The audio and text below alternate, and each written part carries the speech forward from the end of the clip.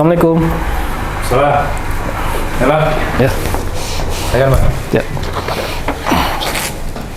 Apa lagi sibuk kira-kira? Mana ada sibuk, Bang. Sibuk. Itu Abang adalah, Bang. Ini ada sedikit saya melakukan wawancara ya.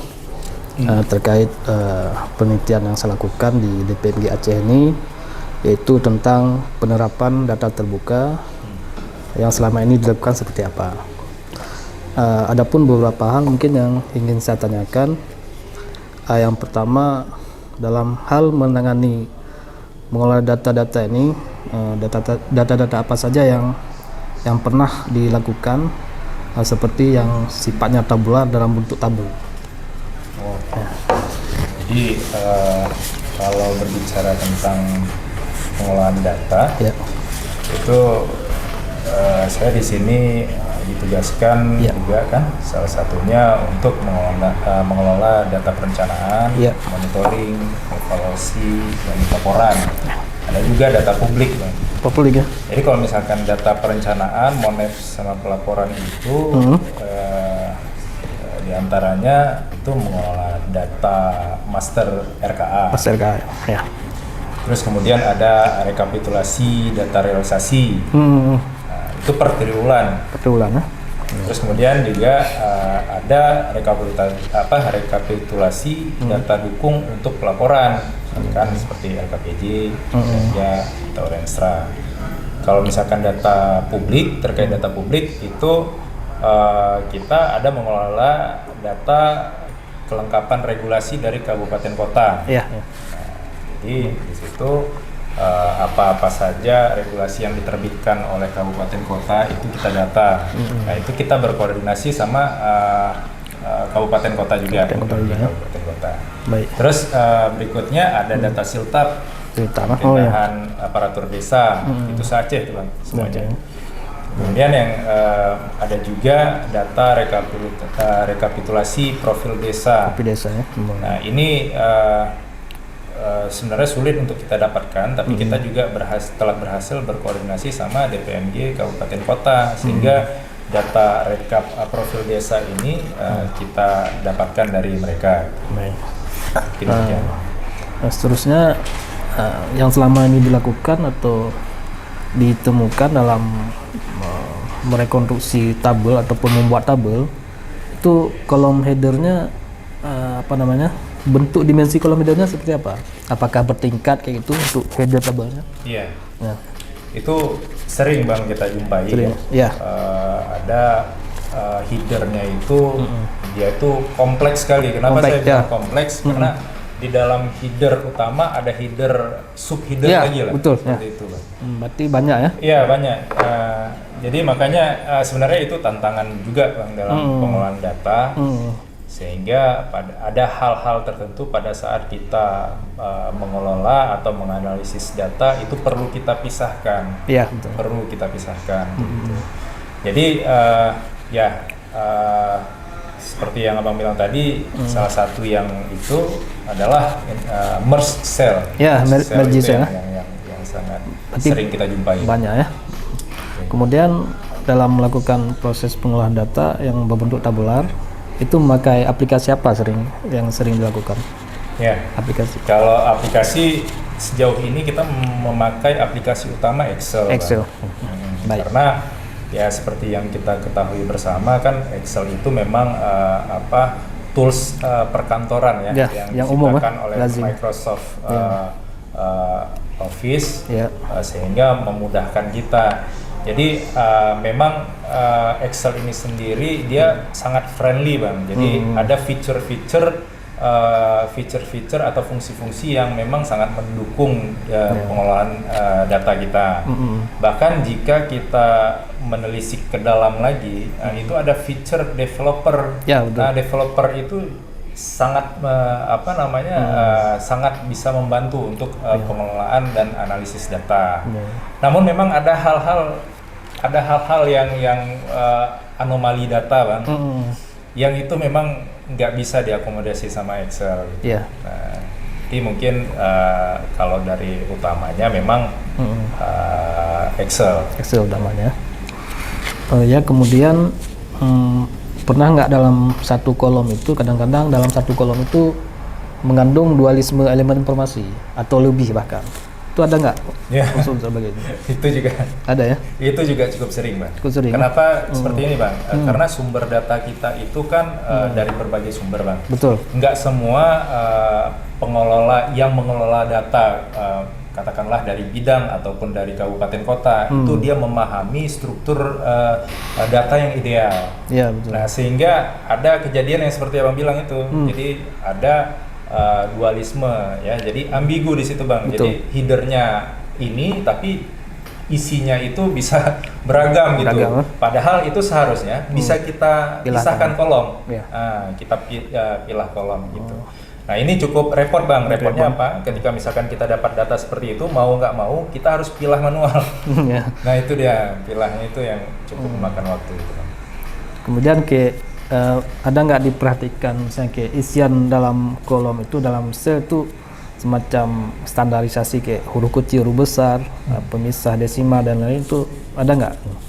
Nah, di sini ini yang poin yang saya katakan bahwa ini bukan nggak bisa, tapi ini sulit diakomodir Microsoft Excel. Nah, jadi Bang, terkait dengan adanya isi data itu kan bermacam ragam format data di situ, Bang. Ada string, integer, dan lain-lain lah. Nah, jadi kan sifatnya itu kan berbeda-beda. Nah, sehingga sangat sering kami jumpai, Bang. Di situ ada pengetikan tanggal yang tidak sesuai dengan formatnya. Nah, sehingga itu menyulitkan nanti untuk mengelola data. Dan bahkan bisa merusak data, Bang.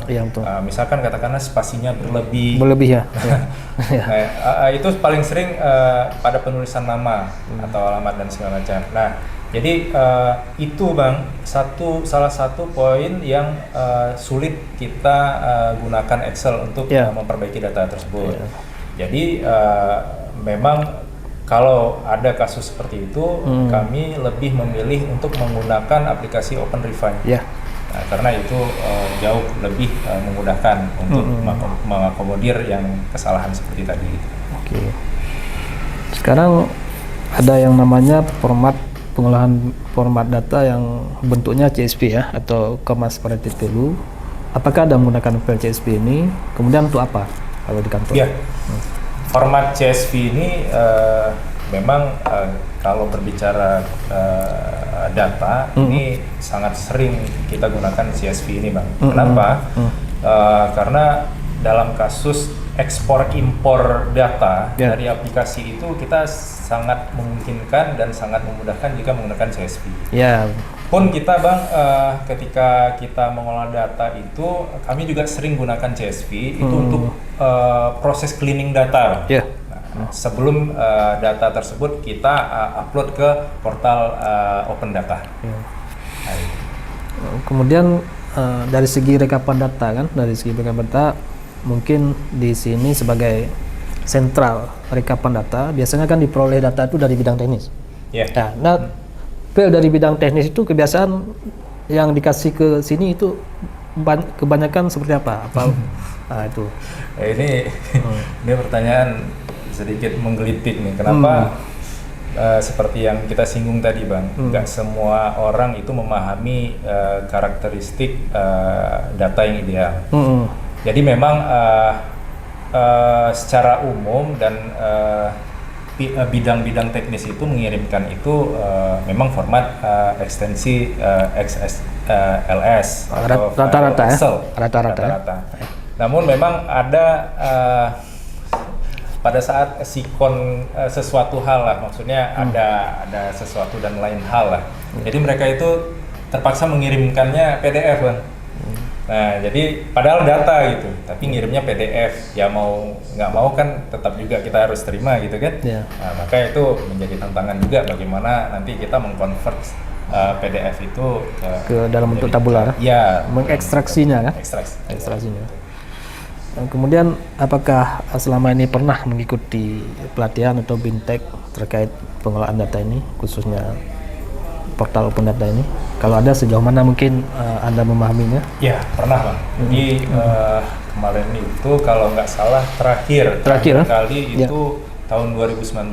Oh ya. 2019 itu yang selenggarakan itu BPS, kalau nggak salah saya. Bekerja sama dengan tim SIAD. Tim SIAD betul.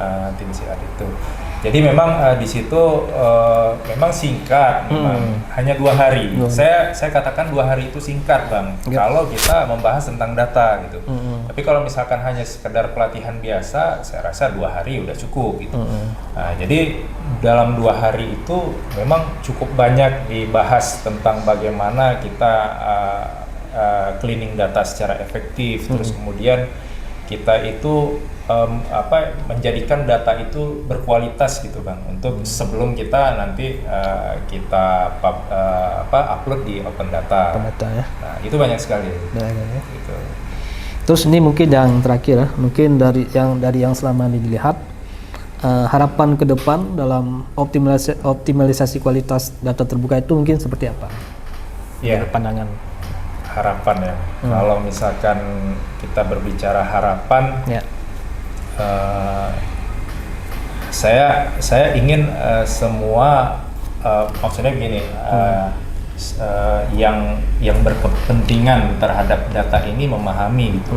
Kita samakan frekuensi bahwa sarana dan prasarana dalam pengolahan data itu nggak simple gitu. Sarpras itu nggak simple. Jadi jangan dianggap bahwa mengelola data pakai Excel aja cukup gitu kan. Nah, itu sebenarnya nggak sesimpel itu. Jadi harapan saya bahwa Sarpras terkait pengolahan data ini itu kalau bisa dilengkapi, Bang, maksudnya dioptimalkan gitu kan. Jadi supaya memadai. Terus kemudian satu hal lagi, jadi sebaiknya peningkatan kapasitas itu dilakukan secara berkesinambungan, Bang. Bukan hanya kalau bisa setahun 2 kali itu jauh lebih bagus, Bang. Karena apa? Disitulah kita saling kita mengetahui update terbaru, bagaimana cara mengolah data. Karena kalau kita berbicara data nggak selesai memang, Bang, nggak selesai, tidak akan pernah selesai kalau berbicara masalah data.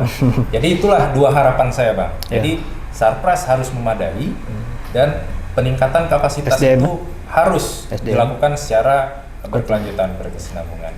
Itu harapan saya, Bang. Baik, terima kasih banyak atas waktunya.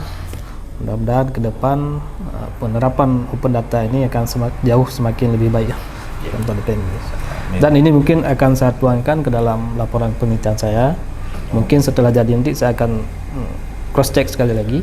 Mana tahu untuk betul-betul ini hasil dari ini kan, dari wawancara. Dan terima kasih banyak atas waktunya. Sama-sama, Bang. Saya harap dialog kita ini bukan hanya bermanfaat bagi tugas akhir Abang, tapi bermanfaat bagi kedepannya, terutama pemerintah Aceh dalam mengelola data itu. Baik. Terima kasih banyak. Ya.